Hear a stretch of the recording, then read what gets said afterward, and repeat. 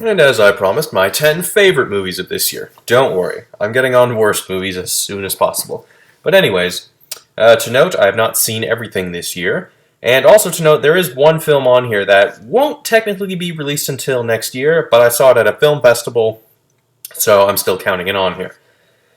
But first, some honorable mentions. Spotlight, a compelling drama, done in a very realistic style that was, well, admittedly, I wasn't really keen on the style. I do have to give it credit for going that route instead of making it just, a movie. Other such is Kingsman: The Secret Service, a fun action James Bond-ish type movie. Jurassic World for being a fun, awesome, kick-ass movie with one of the greatest fucking endings ever. And Cinderella. Oh, and the SpongeBob movie, Sponge Out of Water. Most fun I had at the movies in a while. But anyways, the top 10. Number 10, Mission Impossible: Rogue Nation. It's great. I didn't really have high hopes for this one, admittedly. I just kind of thought, like, alright, it's another one. Brad Bird's not directing it, so who knows? But then I saw it, I was like, oh my god. Especially that theater shootout scene. By god, that was incredible. That scene alone is worth the price of admission. And the girl in it is really good. Number 9, Amy. You're probably wondering, hey, Captain, what's Amy? Was that documentary? Yeah, a documentary about Amy Winehouse. My mom wanted to see it, and I went with her, and by god, ooh. I don't watch documentaries too often, but every now and again I do see one. I'm just like, whoa, why don't I watch more of these? It's all about Amy Winehouse's life and her inevitable death, and just a lot of the drama and shit that goes on in her life. From questionable boyfriends and love interests to weird family. But it's really good, some really powerful stuff. And it's not documentary, like in the sense of like, they play something and then you see an interview with someone. No, everything is done via archive footage and just various audio recordings. Nothing ever feels super, super scripted. There's only maybe one voiceover in the entire film that does feel like an interview, but I'll let it slide because it was only one time for maybe 10 seconds.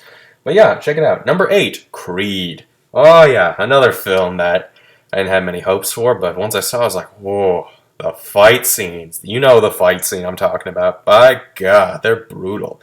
And holy shit, Sylvester Stallone still knows how to act. I hope he gets some Oscar nomination or something, because he is incredible in this. And Michael B. Jordan's pretty good too. He's really good. Not much else to say. I mean, some said it does feel a bit derivative, but I think that's kind of the point. I don't know. I mean, I just enjoyed it. Number 7, Shaun the Sheep movie. Anyone ever seen Wallace and Gromit? Or what was that other one they did? I forget. But anyways, Shaun was a sheep that was in a Wallace and Gromit short, and now he gets his own movie. And it's awesome. It's done in the style that I absolutely love. Like, there's no dialogue whatsoever. Characters make sort of like grunts and noises and like, but there's no dialogue whatsoever. The whole film is told through the visuals, and I couldn't have it any other way. The characters are great. The animation is just gorgeous. I love claymation and stop motion like that. I think when it's done really well like this. The humor is really nice. It's just a nice movie. I don't know why it had to be called Shaun the Sheep movie. Not Shaun the Sheep, the movie. Just Shaun the Sheep movie. Just call it Shaun the Sheep. I don't know. Number 6. Remember what I said about a film festival film? Laser Team! Rooster Teeth's theatrical debut, Laser Team. It's everything I thought it was going to be. At times it does feel a bit, Rooster Teeth the movie-ish, but I'll let it slide because, come on, it's Rooster Teeth. I saw this at After Dark, and I got to meet Matt Hullum. I think I've shown that photo after I got a photo with him. But yeah, this movie was just a blast to watch. It's funny. It's like, once you know the general premise, you know exactly where this movie's going to go, and I couldn't have had it any other way. The humor is great. It feels like, at times it feels like an alternate, like, this is what, sometimes it does feel like unused Red versus Blue scripts, but I just couldn't have it any other way. I enjoyed the living hell out of this. And if they ever do a sequel or another movie, I'll be lined up to watch. But yeah, Laser Team. Number 5, The Hateful Eight, the 70mm screening. I was lucky. Toronto was one of 3 cities in all of Canada to get the 70mm screening. The other 2 were Montreal and Vancouver. And yeah, in the 70 mil screening, there are actually extra scenes because for the regular screening there were some shots and scenes that Tarantino thought wouldn't look very good in the regular digital release. But I was happy to see it in 70 mil. It's about as classic as a movie. It's about as classic feeling as a movie can get. It has an overture. It has an intermission. The characters are great. It's a Tarantino film, so you know what it means. Great characters, great dialogue, a lot of use of the N-word, a lot of swearing, gratuitous violence, weird foot fetish, other weird fetishistic fetishes, and just other complete mayhem and other shit and weird shootouts. It's a Tarantino film. What do you expect? And Ennio Morricone did the music, which was great. It was something like his first Western he'd done the music for since 1981. But yeah, The Hateful Eight. It is very long, though. It is 3 hours. That was the 70 mil screening. So if you can see it in 70 mil, watch it. It was just gorgeous to look at. Number 4, the best animated film of this year, in my mind, Inside Out. Pixar is returned to form, hopefully. I didn't really like The Good Dinosaur that much, but, you know, it won't be on the worst films list, but, you know, it was the first time Pixar has ever released 2 films in 1 year. But, yeah, Inside Out was great. A movie about the feels that hits you in the feels. And if you haven't seen it yet, I think it was a film student, edited the entire film without any of the inside scenes. It's really cool to watch, actually. Give that a watch. But yeah, Inside Out was great. It's a very Pixarian look at the inside of how the human head works. And the story is simple, but I think with something like this, it's good to keep it simple. And yeah, the characters, joy and sadness, I think that was great. I think it has a great moral. Like, you need sadness in your life to appreciate what makes you happy. I think that's a great moral to live by.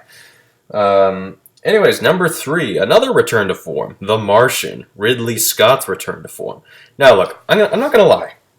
Ridley Scott was on the list. I kind of put him on the same list with Shyamalan, George Lucas, and even the Wachowskis, where he just I don't know what he did, but the last 4 or 5 films he did were just garbage.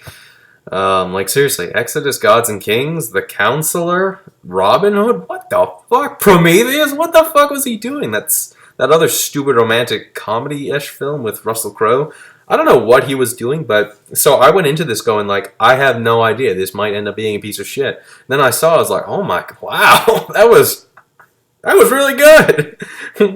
Has he been just waiting to? He's just been brewing this up for the last little while now. It was great.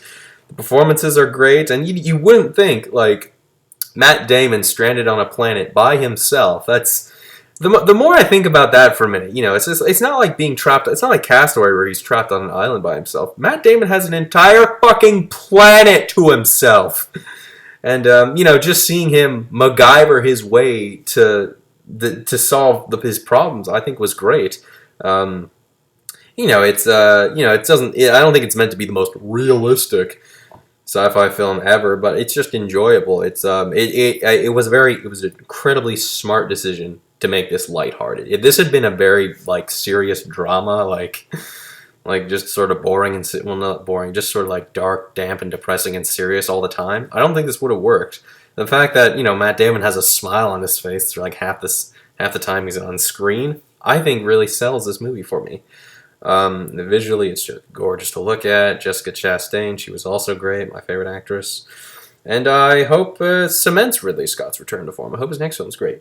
Number 2, and how do I go about this? It's not number 1. Number 2, Star Wars The Force Awakens. Fuck yeah. I enjoyed this movie so much. It's Star Wars. Come on. I'm just so happy this film was good when it came out. If this film had been bad, I don't know. But I was just so happy that, reading up to it, it's hey, it's good. I was like, oh, the hype was real for once. And then going into it, I love going to the Thursday night screenings for films. You get the real crowd. Everyone was cheering and clapping. Especially when Han Solo shows up for the first time. I think everyone clapped for 5 minutes straight. I don't know. I saw this movie 4 fucking times. I kept enjoying it. I kept seeing new things to like and whatnot.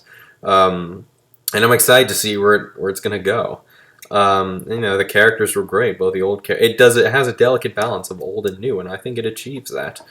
And I'm excited to see where it goes. We got that spinoff coming this year, Rogue One, which I'm really excited for. I think it was a good acquisition for Disney to buy Star Wars, and they say they might make a new Indiana Jones, but who knows? And if you couldn't guess it yet, yes, my number one film is of course Mad Max: Fury Road. Well, this is just the anthology, but it's got Fury Road on it. Wait, there, Mad Max: Fury Road. Yes, this was the film. I was like, oh my god! Oh god! I just had an absolute blast with this movie. Like, it's over the top, it's insane, it's beautiful, it's got one of the best performances by Charlize Theron I've ever seen. God damn, I came out of this film a changed man. My God, it has one of my absolute favorite shots I've ever seen in a film, cinematography-wise. I'll pull it up. Some great performances. Like I said, especially Charlize Theron. This is the shot I was talking about. This shot right here is one of the most beautiful shots I've ever seen in a movie. That scene alone, like, no joke, brought me to tears. I was like, it's kind of like that, all that glitters is not gold type feeling. She went this far only for it to be for naught, and just Charlize Theron's performance, the cinematography, the music, and I came out of this film going, how the fuck did they do that? I saw this film like 3 times in theaters, and watched that Blu-ray I think about 5 times at this point. Just Fury Road. I want to go watch the other Mad Max films now. I've watched them all maybe once, but yeah. But Fury Road, and it's getting Oscar consideration and awards buzz. I hope it goes far. It's just. But yeah, those are my 10 favorite films of this year. I've gone on for quite a bit. So I'll see you all later for the top 10 worst films. And no, there won't be a worst video games because I didn't play that I didn't play that many, and I don't really go for the quote unquote bad ones. There won't be a top 10 worst games list, but yeah, there will be a worst movies list coming maybe tomorrow. Gotta work that one out. Anyways, see you guys later.